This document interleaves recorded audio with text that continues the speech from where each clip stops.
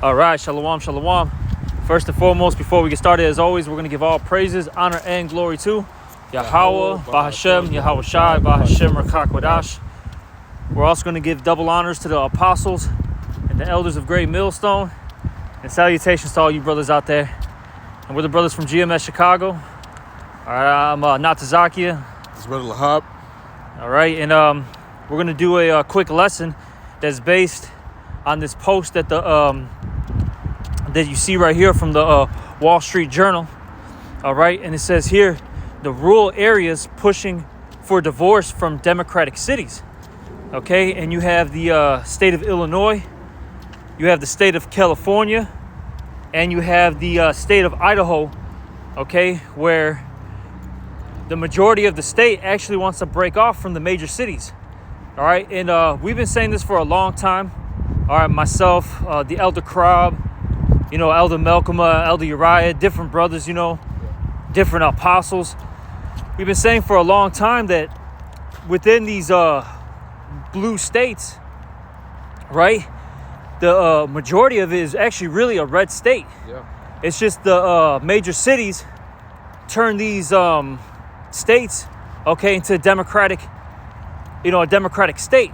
All right. Another thing too, Salakia. One thing that I know, they even with the city called Evanston out here, that's happened because another thing that happens with these blue cities is that the taxes go up. Yep.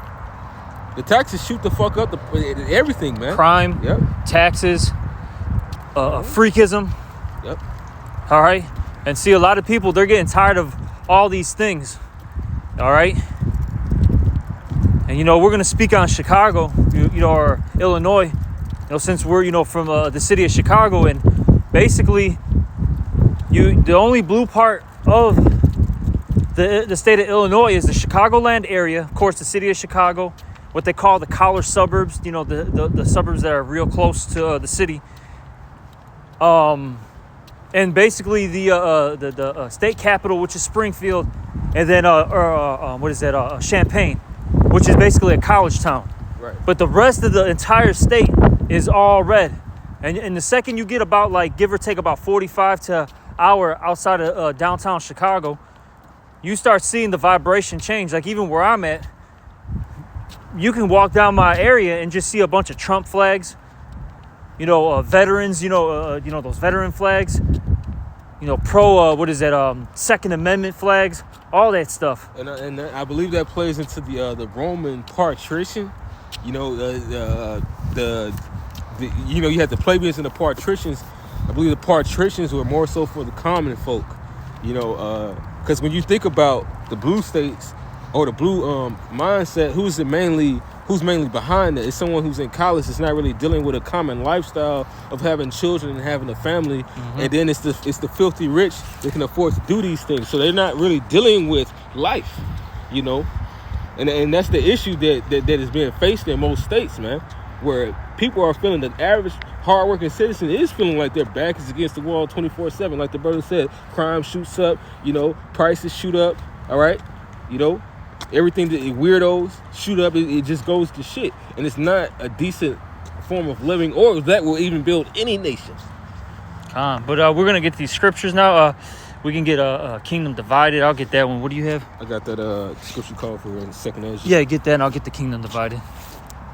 You want to get it now? Yeah, you can get it now. Yeah, this is 2nd Ezra chapter 13, verse 31. And one shall undertake to fight against another, and one city against another. Yeah, one city against another. You see? All right, because it's not just, these, great superpowers fighting each other. These different states fighting each other. Even these cities, okay, are going to, clash. And I'm telling you, if people are tired of being squeezed, that's what it is. Yep. Okay? All right, what you got it? It says one place against another, one people against another, and one realm against another. Which we see all that unfolding as one into World War III. And, Spirit has us not to call it, because it could die down. The Lord could do anything. Maybe the Lord don't want to have it at this time. He might just will. But we know what on the Democratic end, they are trying to make Trump inherit a World War III. You know? All All right, and which is going to be geared for that anyway. But most of these nations, I'm going to be honest, most of these nations, they want war, but they don't want a nuclear war, because nuclear war would be bad for everyone, including the expenses of America. But guess what? They all have this childish kind of mindset to where if I can't have it, nobody will. That's how all these nations are. That's the reason why. Is it the King Alfred Plan? What's it called? I think it's the King Alfred Plan, which basically all these nations have this suicide. It's a couple names for it. They got this suicide mission. If their nation goes down, they gonna shoot They gonna shoot missiles on your shit too. All right. Great Britain has them against what is it? I want to say because they just did something to North Korea right now. You know, they shot at North Korea. You had Great Britain that shot at North Korea because I guess they felt that they were a threat. I got to look more into that article, but it is going down right now. The ambassador of Zelensky's army, a military man, he said it. He said it last night. It's still not there, but he said we're in World War III. That's what he said. Yeah. And meanwhile, look at how life is going on in these states, man. Go ahead. Exactly. I was gonna say to add on to you is a lot of apostles, brothers have been saying we're at the point of no return. Okay, and that's because ultimately the Lord is setting these things up, because we're at the time period of Esau's downfall. You see? Yeah. But I'm gonna get this. This is Mark chapter 3, verse 24. And if a kingdom be divided against itself, that kingdom cannot stand. And if a house be divided against itself, that house cannot stand. And if Satan rise up against himself and be divided, he cannot stand, but hath an end. You see? All right? Hey, this kingdom is completely divided. Hey, the Lord, what did he say? That's the spirit. Hey, the water y'all about Shemi al-Shai. We just found some money. All right, but what did the Lord say? I think it's in Luke where he said, I came to bring division. Okay? The Lord is the one who's setting all this up right before everybody's eyes. You see? All right? And hey, this is just, one more I get real quick. There shall be sedition among men. And this is one step closer to that sedition. As it's going to say, they're not going to respect their kings nor princes. And your kings and princes are your modern day, presidents, prime ministers, mayors, aldermen, etc. Okay? You see? But you got that, Ak? That is the second Ezra, chapter 15, verse 16. It says, and there shall be sedition among men and invading one another. Yep. Actually, start up above it, Ak, if you can. For the sword. 14? Yes. You can start at 14. Yeah, we can just start there. It is the second Ezra, chapter 15, verse 14. Salakia. Woe to the world and them that dwell therein. For the sword and their destruction draweth nigh, and one people shall stand up and fight against another, and swords in their hands. For there shall be sedition among men and invading one another. Yep. Is there more to that? Yep. They shall not regard their kings nor princes, and the course of their actions shall stand in their power. Exactly. This is what's coming. Yeah. All right. Nothing but, fighting, division. Okay. There's no unity in this place. And that's because the Lord ultimately has set these things up. Is there a little more to that? I think we could read it.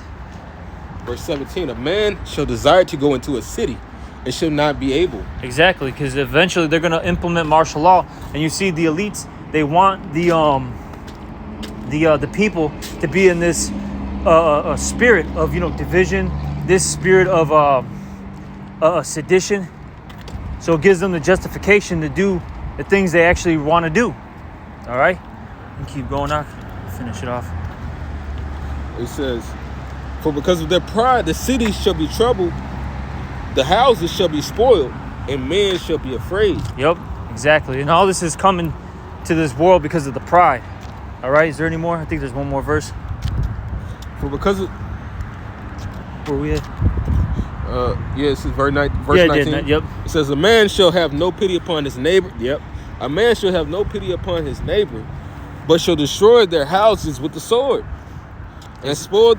You got it. Keep going. And spoil their goods because of the lack of bread and for great tribulation. Yeah, they're gonna be blaming each other, man. Mm-hmm. This is all because of your ass. It's all because of you. Which that's the reason why we know that they're gonna try to hem us up. But at the same time, yeah, you see where it's going. But the prices are like this because of you and your shit. It's because of you and your hate. They already doing that now, and they're already kind of banging on each other now, They are. man. Shit. Exactly. So this stuff is it's happening. It's happening. It's only a matter of time before this entire system collapses. It's just only a matter of time. All right, but this was just a quick lesson just to show you, all right, how there's division in this place, and it's gonna keep growing. Simple as that. You see, but you got anything else to say? Nah. All right, with that, hopefully it was an edifying lesson. And with that, we're going to give all praises, honor, and glory to Yahweh, Ba'Hashem, Yahweh Shai, Ba'Hashem, Rakak Kodash. Also, double honors to the apostles and the elders of Great Millstone. And salutations to all you brothers out there. Shalom and a Baba Ba. Shalom.